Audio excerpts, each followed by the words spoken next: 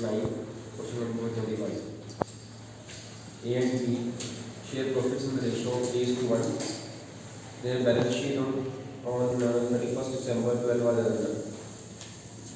Liability side creditors and capital of A and B. Asset side cash and bank, bill receivable, book debts, stock, furniture and building.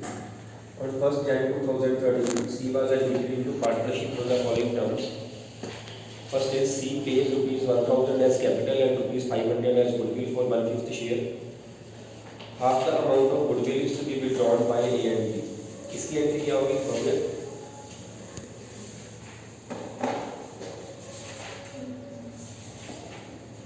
इसकी entry क्या होगी? किसकी? Capital account debit to cash account. Goodwill is being withdrawn हो रहा है, cash बाहर जा रहा है, कैश होगा तो क्रेडिट होगा. Partners capital account debit to cash divided by entry. Second, furniture to be reduced by 10% and a provision at 5% for doubtful debts be created on book debts and PR. Value of building be increased by 20%. Then liability to the extent of ₹100 be created in respect of claim for damages against the firm outstanding liability, unrecorded liability. And last is item of ₹65 included in creditors is not liable to be claimed profit on the revaluation. Give the necessary journal entries in the books of the firm, assuming that the profit sharing ratio as between A and B remaining unchanged. Only journal entries, means no balance sheet is required. Otherwise, no accounts are required. है ना? तो entries करते वक्त आपने थोड़ी सी इसकी entry ज़्यादा entries लेंगे. एक तो डेबिट ऑफ रिवैल्यूएशन, सारी एंट्रीज पहले कर दीजिए. डेबिट ऑफ रिवैल्यूएशन क्या होगा? यहाँ पे आप वैसे पॉइंट वाइज भी एंट्रीज कर सकते हो, लेकिन आप टाइमिंग रहा होगा. डेबिट ऑफ रिवैल्यूएशन मतलब जहाँ पे एसेट की वैल्यू कम हो रही है या लायबिलिटी की वैल्यू बढ़ रही है, मीन लॉस वाले केस में. और क्रेडिट ऑफ रिवैल्यूएशन कब होगा? जब एसेट की वैल्यू बढ़ रही है और लायबिलिटी की वैल्यू कम हो रही है, मीन्स प्रॉफिट वाला case.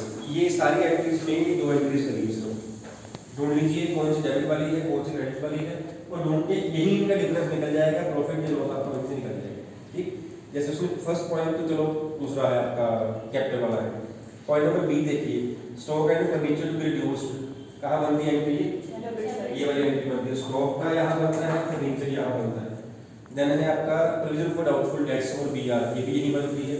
Provision for doubtful debts की और प्रोविजन फॉर डाउटफुल डेट्स और BR. Then value of building increased, इधर बनता है ये. बिल्डिंग आपकी वैल्यू जो है उसकी इंक्रीज हो रही है. देन लायबिलिटी आउटस्टैंडिंग है, यहाँ पे क्लेम ऑफ डैमेजेस, डैमेजेस वाली एंट्री यहाँ बनती है. और एक ₹60 आगे दी हुई है क्रेडिटर्स वाली, वो आपके यहाँ बनती है. ठीक, अलग अलग हो गए. बजाय कि हम अकाउंट बनाए, उसमें पूछा नहीं हुआ आपको, उसने अगर अकाउंट पूछा होता है ना, फिर हम अकाउंट बनाते तो वहाँ से देख के हम एंट्री हमने स्पेस छोड़ी होती है, हम एंट्री कर लेते. यहाँ उसने पूछा नहीं हुआ है हंसी बनाना, ये बनाएगी नहीं वैसे, ये अकाउंट बन ही रहा है देखा जाए तो फिर बनाने की जरूरत नहीं. ये आपकी एंट्री बन जानी है. Revaluation of debit to stock to furniture to provision for doubtful debts on debtors to provision doubtful debt on BR to outstanding claim for damages. एक एंट्री ये होगी आपकी. एक होगी building debit, creditors debit to revaluation. दो तीसरी entry यहीं से आपका निकल रहा है प्रॉफिट के लॉस की. लॉस की एंट्री प्रॉफिट की है, जो ज्यादा होगा उसके हिसाब से आ जाएगा. तीन एंट्रीज आपकी ये बनती हैं. Then coming to point number A, C pays ₹1000 as capital and 500 for goodwill. तो ये आपकी क्या एंट्री बनेगी? यहाँ हमारे पास बैंक है, बैंक बैलेंस है, और क्या एंट्री बनेगी? Bank debit to C's capital to premium for goodwill. और ये एंट्री क्या बनेगी आज तक?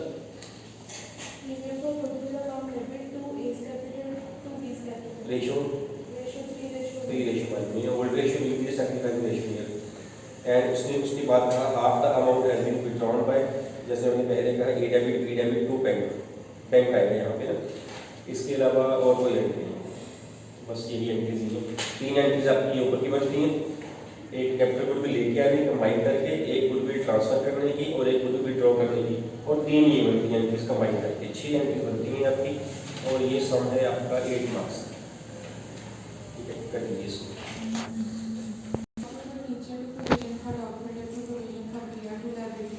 अदरवाइज 0.5 में हम क्या करते हैं, इसमें पूरा कर देते हैं, एक का कम कर देना, एक का हाफ कर देते हैं. तो आपकी बाकी मुझे थोड़ी calculation. That is question number 21 का और part.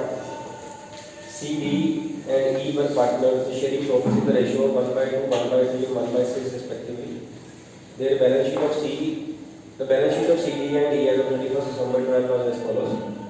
Liability side creditors, bills payable, reserve fund, capitals. हमने पिछले सब में देखा कि रिजर्व वगैरह था, ठीक है, कोई ओल्ड रिजर्व पड़ा हो, प्रॉफिट लॉसेस कुछ नहीं मालूम। Okay, then asset side cash at bank, debtors minus reserve for output debts, stock, motor van, plant machinery and factory building. He retires on that date subject to the following adjustment. First is goodwill of the firm be valued at ₹18,000 and is to be written off later on. Plant to be appreciated by 10% and motor vans by 15%. Stock to be appreciated by 20% and building by 10%. The reserve for doubtful debts will be increased by ₹1950 to the revaluation of the partners capital and the balance sheet of the firm after C retirement. अब यहाँ जो points हैं, वैसे points को भी नया नहीं है.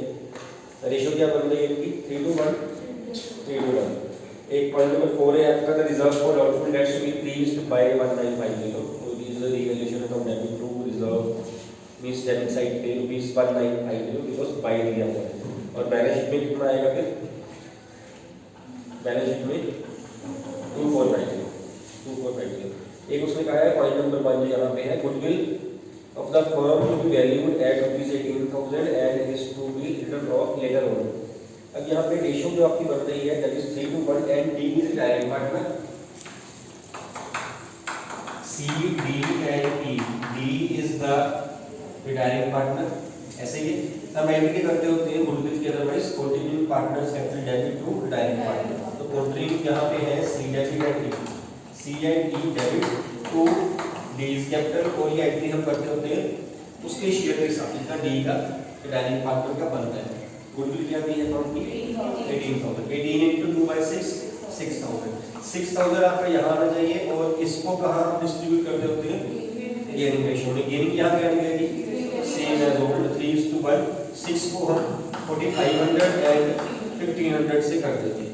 अदरवाइज हम ये करते हैं. यहाँ उसने कहा goodwill is to be raised and written off. Goodwill of the firm is valued at this and is to be written off later on. इसका मतलब क्या है? गुडविल को रेज करो, बाद में राइट ऑफ करो. गुडविल क्रिएट करो, एसेट है, डेबिट करेंगे, एंट्री बनेगी गुडविल अकाउंट डेबिट. अब ये नहीं करेंगे, अब नहीं ये करना.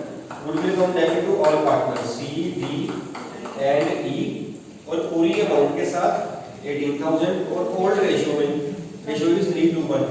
9,000 6,000 and 3,000. This is goodwill raised, being goodwill raised और तीनों पार्टनर देने हैं.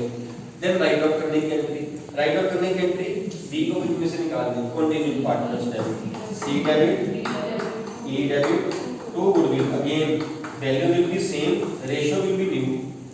18,000 ओल्ड जब रेज करी, ओल्ड पार्टनर्स लिए, ओल्ड रेशियो. अब जो राइट ऑफ कर रहे हैं, रेज करी, डेबिट करी थी, राइट ऑफ कर रहे हैं, क्रेडिट कर रहे हैं और सिर्फ कंटिन्यूइंग पार्टनर्स को हम निकाल रहे हैं बीच में से. And ratio will be new ratio. ऐसी एंट्रीज में ओल्ड और न्यू ही आएंगी, न्यू नहीं आएगी. 18,000 को न्यू में करेंगे 3:1 में, 13,500 एंड 4,500. ठीक है, एंट्री ऐसे करनी है. अगर आप इन दोनों एंट्रीज का नेट इफेक्ट निकालोगे तो यही आएगा. अगर हम देखें गुडविल 18,000 से 18,000 ये कैंसिल हो गए. यहाँ बचा क्या? CDE. C credit 9,000, C debit 4,500, which means C debit 4,500. C debit 4,500. D credit 6,000. D यहाँ कुछ नहीं, D credit 6,000.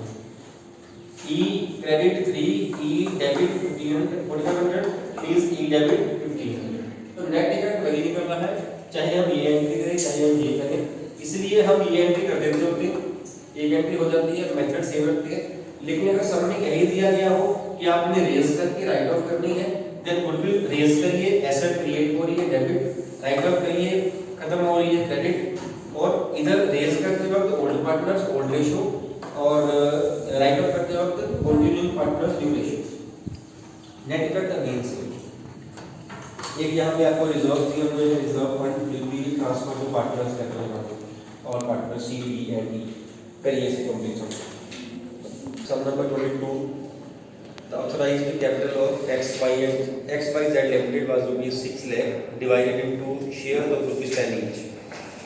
It invited applications for 40,000 shares payable as under 3 per share on application, 2 per share on allotment, 2 on first call, and the balance balance will be rupees 3.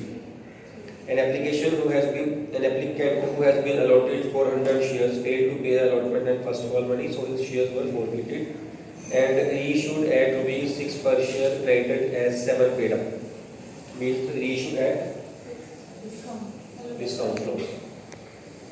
Make necessary journal entry. सम जो है आपको सिर्फ first call तक पूछा हुआ है। First call के पास में शेयर्स फॉरफिट कर दिए, ये 6 एंट्रीज पहले बनती है, एप्लीकेशन अलॉटमेंट और फर्स्ट कॉल की दो then forfeiture reissue at capital 9 entries बनती है। इसकी बड़ा सिंपल सम है, ये कर दीजिए। अगला भी डिस्कस कर लीजिए साथ में इसका और पार्ट भी फिर इकट्ठा कर लेंगे। A company issued 20,000 shares of ₹20 each at a premium of ₹5 per share, payable as ₹8 on application, ₹10 including premium on allotment and the balance on call, which was duly paid.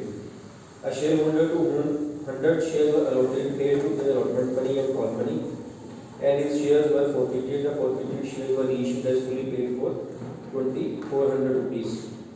Reissue has been made at premium or loss. Premium. How many shares were there? 100, and the face value is 20 rupees. तो कितने का बन गया? 2000 के 2000 वाले share have been reissued at 2400, तो premium वाली entry बनेगी। Pass necessary entries to report the about transaction. ये सिंपल समझ कर दीजिए।